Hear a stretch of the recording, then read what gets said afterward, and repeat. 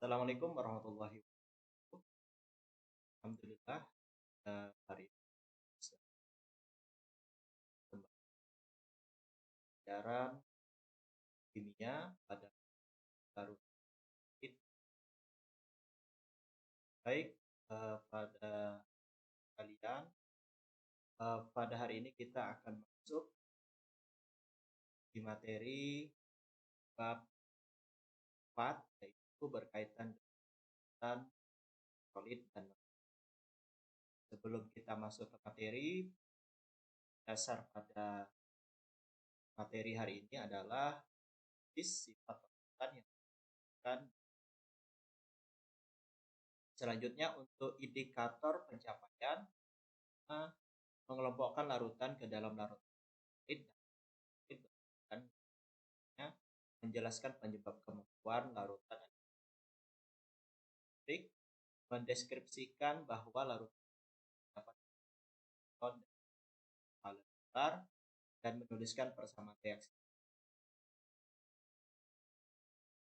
Baiklah, kita masuk pada slide yang pertama. Mengapa pada saat hujan tidak boleh berada di pot? Yang kedua, mengapa larutan garam dapat untuk menjawab pertanyaan ini, maka kita bahas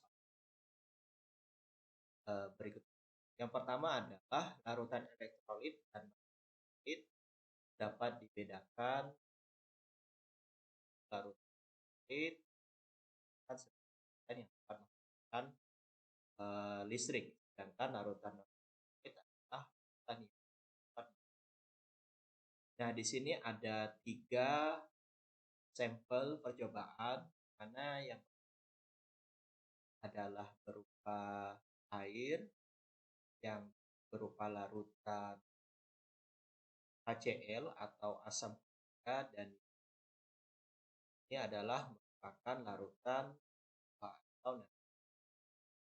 Nah, pada air tidak antarkan tidak.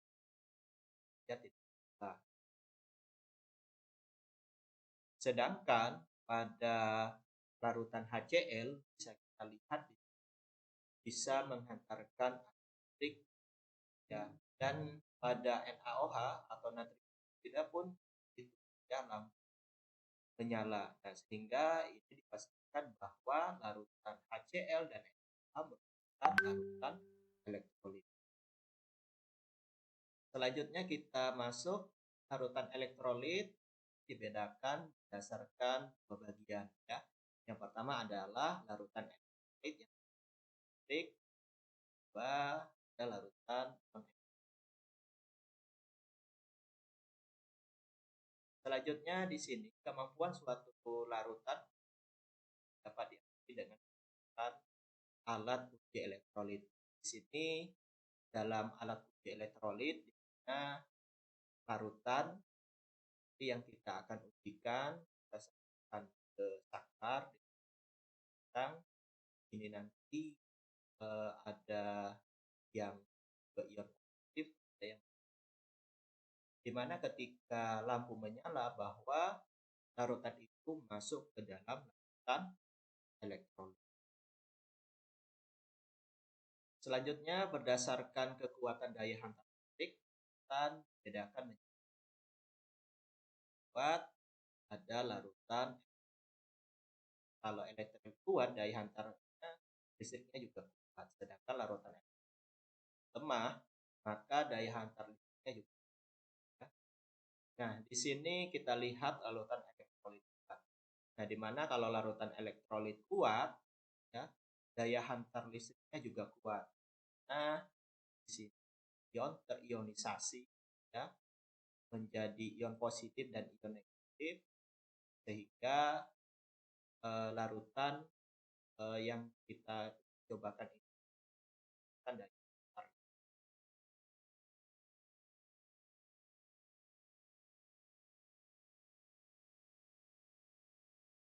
Nah, salah satu ciri-ciri larutan elektrolit kuat pertama ada gelembung gas dan ada nyala lampu yang terang dan larutan yang mempunyai elektrolit kuat.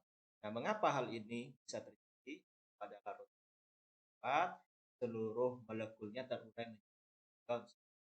Saya jelaskan tadi ditandai satu arah pada pertemuan. Nah, karena banyak ion-ion yang menghantarkan arus listrik, maka daya hantar listriknya kuat. Nah, contoh salah satu larutan yang bisa menghantarkan arus kuat adalah HCl, atau yang biasanya kita sebut dengan garam dapur. Di mana dengan dicoba air dan garam dapur, maka NaCl atau garam dapur ini akan terurai dan menjadi Na plus dan Cl. Nah, ini adalah merupakan contoh senyawa yang terdapat ke dalam air. Nah, kalau dia yang bersifat asam ada HN3 atau nitrat, Dr, asam bromida, HCl, asam bromida, H2SO4 atau asam sulfat. Nah, kalau dia yang berupa basa ada NH, OH, NH dari hidroksida.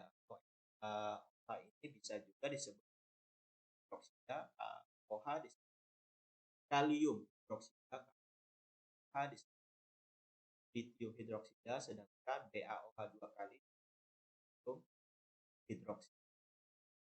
Nah, sekarang kita masuk di elektrolit. Nah, jika elektrolit lemah, ini bisa kita lihat seperti ilustrasi berikut ini, hanya sebagian yang terurai dia akan mempengaruhi daya hantar listriknya dan lampu akan berlalu.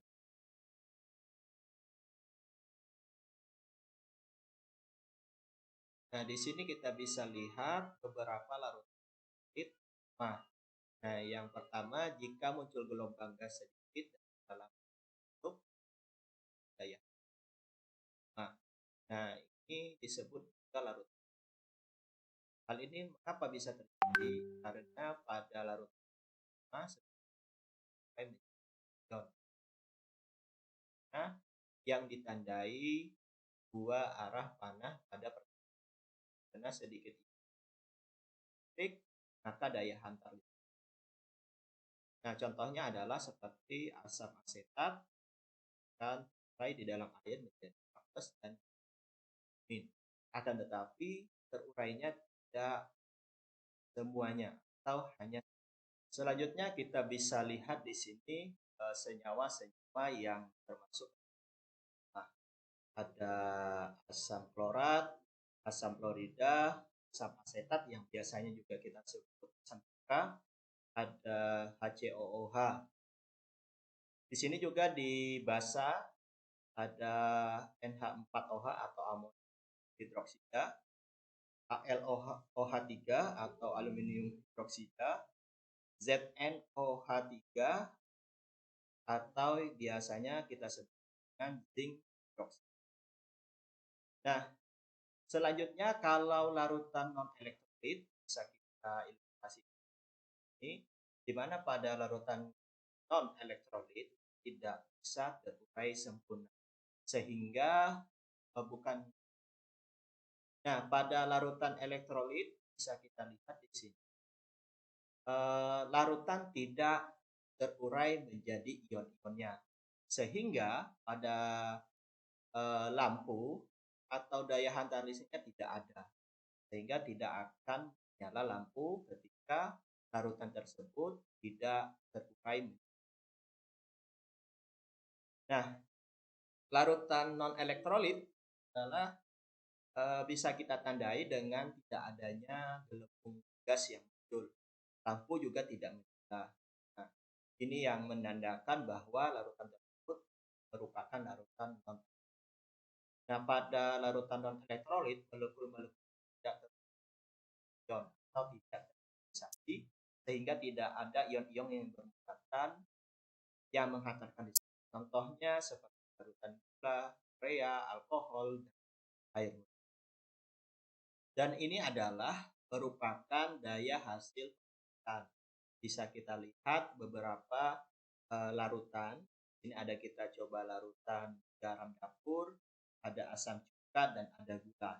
Ternyata 3 larutan ini ketika kita uji cobakan, maka larutan garam akan menghasilkan dari hasil pengamatannya lampu menyala, timbul gelembung gas, lampu daya hantar listriknya termasuk dalam larutan.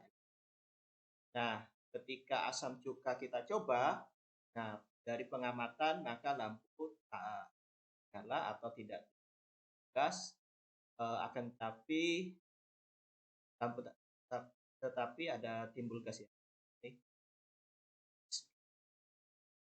Nah, pada larutan asam cuka bisa kita lihat pada hasil pengamatan lampu tak menyala, tapi timbul gelembung gas. Juga menandakan bahwa larutan tersebut adalah larutan. Nah, sedangkan pada larutan gula, ya, nah, dari hasil pengamatan bisa kita lihat lampu kita tidak juga timbul gelembung gas. Ini menandakan bahwa larutan tersebut akan non. Nah, kalau kita klasifikasikan atau kelompokkan ya, bahwa kalau garam dapur itu merupakan jenis dari ikatan ion ya, atau yang ya. Kalau jenis ikatan pada asam cuka merupakan ikatan polar. Nah, sedangkan pada gula merupakan ya. Nah, selain apa yang sudah kita jelaskan tadi, bahwa kalau jenis larutannya itu adalah merupakan ikatan ionik, maka dia mempunyai dan yang tinggi ya. Nah, dan pada padatan tidak menyala lampu, akan tetapi pada kelelehan maupun larutan dia bisa menyala atau bisa menghantarkan listrik. Sedangkan pada jenis ikatan termasuk kovalen polar ya, nah ini mempunyai titik didih atau titik leleh yang rendah ya, titik didih dan kalau untuk daya hantar listriknya bisa kita lihat kalau padatan dan lelehannya tidak menghantarkan daya hantar listrik, sedangkan pada larutannya bisa menghantarkan daya. Nah, kalau kita lihat pada jenis ikatan kovalen nonpolar ya, seperti tadi yaitu baik lelehan, larutan maupun padatan tidak bisa. Nah, di sini kita bisa lihat perbedaan antara larutan elektrolit dan ya. Kalau larutan elektrolit dapat elektrik dan non elektrolit. Nah, pada larutan elektrolit terjadi proses oksidasi atau terurai menjadi ion-ionnya, sedangkan pada tidak terjadi oksidasi. Nah, pada larutan elektrolit lampu dapat dan redup dan ada gelembung gas, sedangkan non elektrolit tidak ada menyala dan ada juga. Nah, ini kalau kita lihat jenis larutan yang berdasarkan dari. Jadi seperti yang sudah saya sebutkan di atas tadi, ada daya kuat, ada lemah, dan ada non.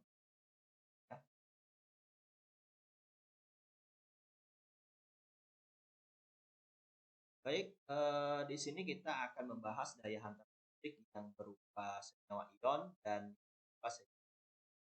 Nah, kalau senyawa ion itu contohnya seperti Cl, NaOH, NaBr2, dan Kf merupakan senyawa-senyawa.